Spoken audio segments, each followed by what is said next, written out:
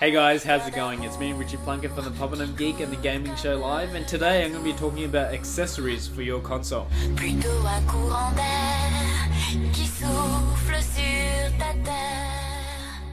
So just to say first, I am a PlayStation gamer. I don't have an Xbox 360. It's not like, I hate Xbox 360. It's just, I just went along with that console. And saying that, all my accessories are mainly for the PlayStation 3. But also, the same accessories can also be bought for the 360. What else I like to say is, if you can see here, is my Little Big Planet controller stand dock type of thing. Now, a lot of people have been asking me where I've got this from. I'll leave a link down below where you can purchase this from. It's not the exact place where I got it from, but it's, eBay or Amazon or something where they do sell it. Now, when I saw this, I had to buy it because my friend, bought one of these and posted on Facebook. I was like, oh, where'd you get that from? And straight away, I went and I bought it. I went to the shop and I got one. I actually should have got two, really. But what it does is, it's a Little Big Planet stand. It can be used for anything, really. Let me get the controller, or the remote control, sorry. So as you can see here, this doesn't come with it. I just put it on there. But there it is. It's quite simple, very solid type of thing. And that's all it does. It just holds it, but it's so cute just to have around. It actually looks nice with the controller. You could have that on a side desk or something, just sitting there. You want to quickly grab the controller. And that's what I do with my main controller for my PlayStation. I just leave it on here. Sits nicely, even with the D-pad on there, as you can see. And I'll usually leave that on the corner of my desk where I quickly want to play, quickly grab it, and away I go. So let me put that down. Now, my other accessory is, besides the controller, is the D-pad, which I just showed you. Now, I picked this up for about $28 off CD Wow. Again, I'll post a link down below if you're interested in buying them, because they're still about $50 or $60 in retail, but recommend one of these. I find myself using it a lot because I do get, a few PSN messages when the PSN is online, and it's so easy just to flick it on and quickly type, and quickly start typing. It automatically connects to your PlayStation once you hit it on. I mean, that's saying if you've paired it already. But as you can see here, the buttons right there, just use the existing buttons on the controller. Now, it's actually quite small. You can use it without connecting it to your controller, but I find that. But some people say that it gets in the way, but it doesn't at all. Like, as you can see here, it just flicks around here and just hooks up by the back. It has its own internal battery. It doesn't use the controller battery, which is good. Some people like it, some people don't, because you have to charge them separately. So as you can see, there's the charger right there. Now, saying that, if you can see there, I think my screensaver just went on, sorry. So as you can see here, fits nicely, nothing gets in the way. Some people did say that they like to have this open, but it's preference. If you don't think it gets in the way, it doesn't get in the way. But for me, I find it really easy still to play the game and still have this on there. If someone quickly types, I can just go ahead.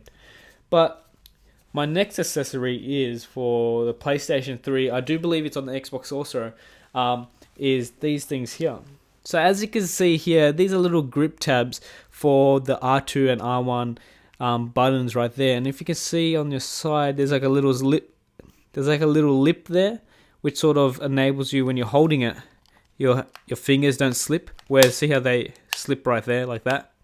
So I recommend them. You can pick them up for about $5 at game stores, sometimes 10, depending on brand stuff. But I'll leave links down below. If you're interested in picking those up also. But I do recommend them, and I figured out, once you had them on, I couldn't play without them.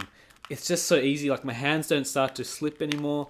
Not that it was a big problem before, but it makes a big difference when gaming, especially car racing games. Now, my next accessory is a controller dock. Now, saying that you may have the Little Big Planet dock, which is really good and looks really nice, but having one of these docks are probably the best things ever, because if you have more than one controller, you can't charge everything in your USB ports. And if you do have one of the latest PlayStation 3s, you only have 2 ports unless you've somehow connected a hub or something like that.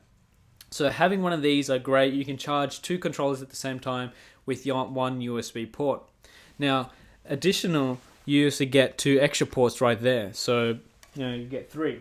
Now let me show you how it connects. Take this off. So basically, you got this sitting on your desk or wherever, and then all you need a quick charge. Quickly just dock it in, and it just sits right there. And after then, this color will actually light up red, I believe, if it's charging, and green when it's charged. Great piece of equipment. And also, it goes at the top there. It doesn't get in the way of the other controller. Sometimes the bottom legs can sit on top of the analog sticks, but it's no big problem. My controller is really dirty because I haven't used it for a while. It looks like it's going yellow. Does it look yellow? Looks yellow to me. Anyway, so this is the Pulse controller dock right here. Very nice, very light also.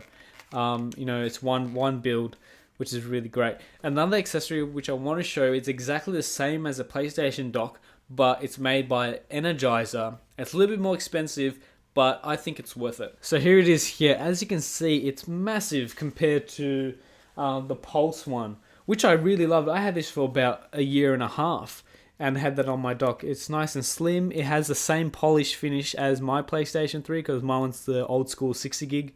Nice chrome finish on the side and everything, and still small, and it's very heavy. Whereas the Energizer, which I thought when first buying it, because it's made by Energizer, I thought it would be a great accessory. It still is a great accessory, but I think for the price being that, you might as well go for the Pulse one or whatever name they're called. But the thing which really got me attracted was the additional Bluetooth headset charger. Now, when you actually get the Bluetooth headset charger, you do get like a little dock for that.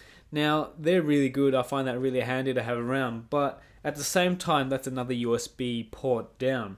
Whereas the Energizer gave you this additional sort of port. It's like a little extender which actually connected to their hub. And then you could just place that right there. And then it's charging, ready to go. So as you can see here, it's exactly the same build, except it's more plastic, feel like a more cheap plastic, whereas the Pulse one was more of a hard finish plastic. Nevertheless, they all do the same thing. This may take a little bit more space, so you may have to be wary about that. Also, which I was also disappointed that it uses an AC outlet rather than a USB outlet to charge the dock, which isn't really a bad problem, but again, that's me using, a AC outlet when I could be using it for something else and charging it. So I don't have this connected all the time. When I do need to charge my controllers, I do plug them in, but that's up to you. So either you want to go AC or USB, it's up to you. But if you're not too worried about the price, I recommend going the Energizer.